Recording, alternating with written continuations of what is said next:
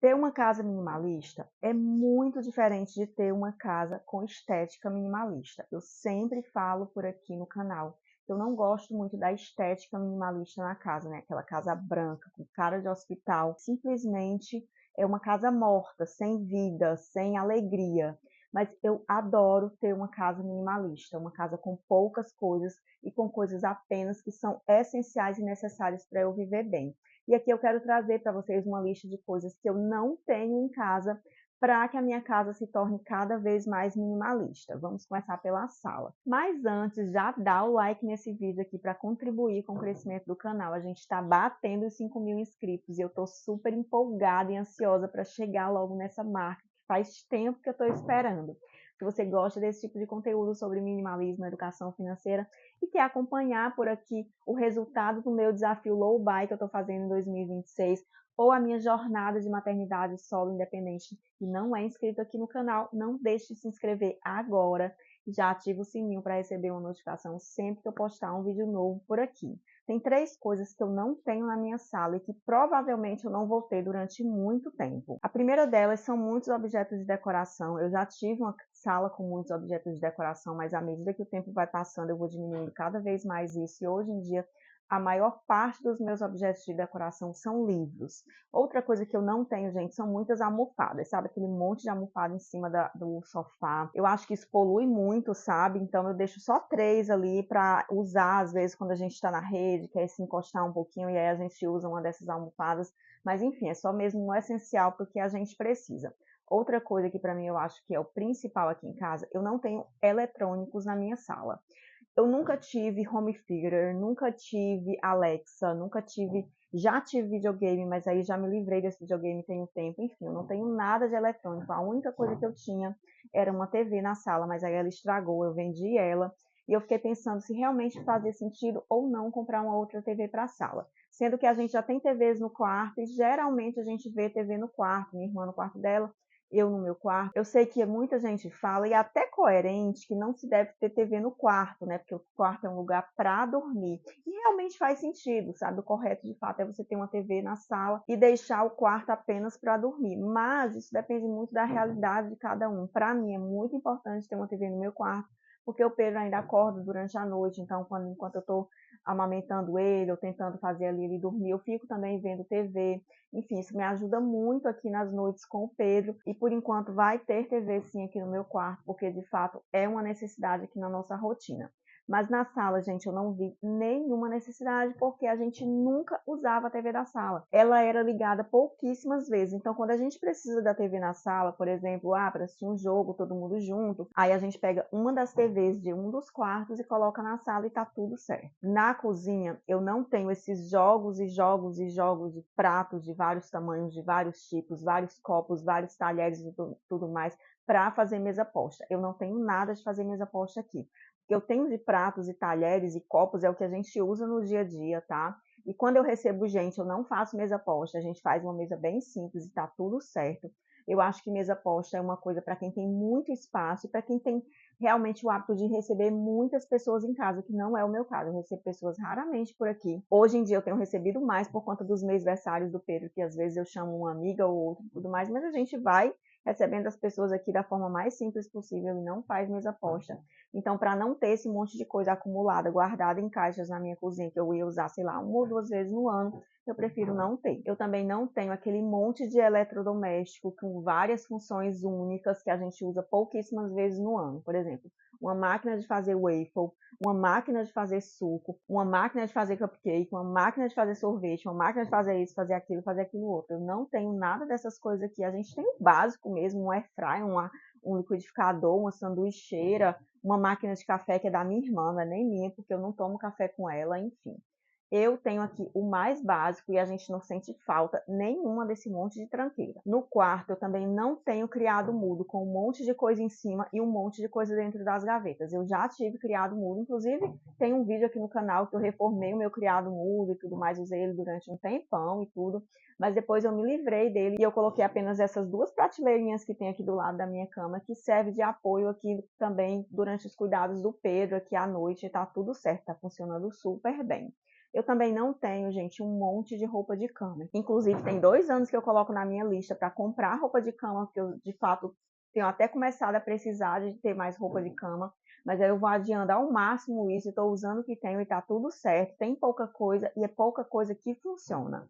Eu também não tenho guarda-roupa entupido de roupas, eu já tive, já postei muito vídeo por aqui para vocês sobre como eu me livrei do excesso de roupa e comecei a ter um guarda-roupa inteligente, um armário cápsula, como eu fui doando, vendendo para brechó, enfim, até conseguir de fato ter o meu guarda-roupa inteligente. Ainda tem muita coisa que eu preciso me livrar, de fato, principalmente depois que eu tive filho, que a gente muda totalmente nosso estilo.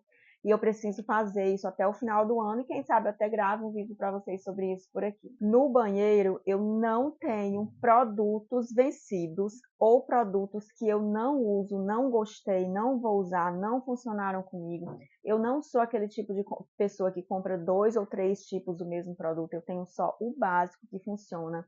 Maquiagem bem pouquinha mesmo, eu não gosto muito de maquiar, na verdade eu não sei me maquiar, então eu faço o básico do básico. E se eu preciso de uma maquiagem elaborada, eu vou no salão, pago por isso e tá tudo certo. Além disso, constantemente eu tô fazendo uma limpa aqui nas coisas que tem no meu banheiro, para ver se tem alguma coisa que eu tenho que terminar de usar logo antes de vencer, para ver se eu tenho coisas duplicadas ou triplicadas, de repente porque eu ganhei alguma coisa de aniversário, de Natal, em algum lugar, uma amostra grátis e tudo mais, aí eu já vou colocando ali na fila para usar antes de vencer. Enfim, eu faço uma gestão aqui bem criteriosa dos vencimentos das coisas que eu tenho para que eu não estrague nada, para que eu não precise jogar nada fora, para que eu consiga usar tudo sem precisar comprar uma coisa nova, sendo que já tem uma coisa por aqui. E com o Pedro, né, gente? Muita gente fala que é impossível ser minimalista com crianças. Olha, realmente é um pouco mais difícil, mas não é impossível. Por aqui, com relação ao Pedro, uma coisa que eu faço é a gente não tem muitos brinquedos por aqui. A maioria dos brinquedos, na verdade, todos os brinquedos do Pedro, exceto os livros, foram coisas ganhadas. A gente nunca comprou nada de brinquedo por aqui. Então, ele não tem muita coisa, sabe? Eu vou, inclusive, esperar o aniversário dele de 1 ano para ele ganhar brinquedos. E ele não terá novos brinquedos por aqui até a festa de aniversário dele de 1 ano, a não ser que ele ganhe alguma coisa aí nesse meio tempo. Mas comprar, eu não vou comprar. Também não tenho excesso de roupas. Na verdade, eu também já conto aqui para vocês em alguns vídeos que eu não compro, mal compro roupa para o Pedro, porque eu recebi praticamente um enxoval completo da minha irmã, do meu sobrinho, que hoje tem 3 anos. Então, as roupas que eu tenho grandes, né, que não cabem nele, também foram doações da minha irmã. Então, eu não compro roupas para ficar acumuladas no armário dele, nas gavetas dele. Eu não compro roupas para a idade que ele ainda não chegou. Eu sempre vou administrando muito bem isso para não ter um acúmulo de coisas também com ele. E por fim, com relação ao Pedro, eu não sou aquela pessoa também que compra vários tipos de equipamentos diferentes para facilitar a vida e acaba usando pouquíssimas vezes. Tem muita coisinha na internet, né? Quando a gente vê vídeos de gente fazendo enxoval, as pessoas vão comprando um monte de coisa, um monte de treco, que às vezes usa pouquíssimo, e aí também vai acumulando nas gavetas e nos armários. Para falar a verdade, a única coisa que eu comprei de eletrônico assim diferente foi uma maquininha de esquentar água para fazer fórmula, porque ia ajudar muito aqui nas madrugadas. Mas coisa muito diferentona também eu não compro. Eu avalio sempre se eu vou usar de fato aquilo, se eu vou usar há muito tempo.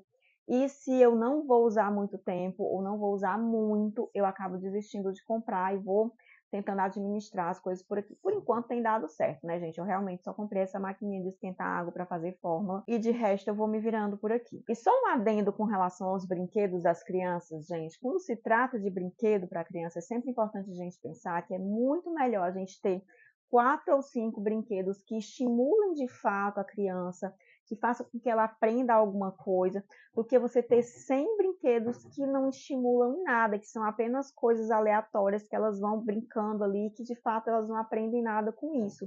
Então também é importante, além da gente ter poucos brinquedos, a gente ter poucos e bons, poucos que de fato funcionem com a criança. Não adianta a gente ter caixas e caixas de brinquedos de plástico, que de fato só são coisas coloridas, que às vezes andam, que às vezes não andam. Apenas isso.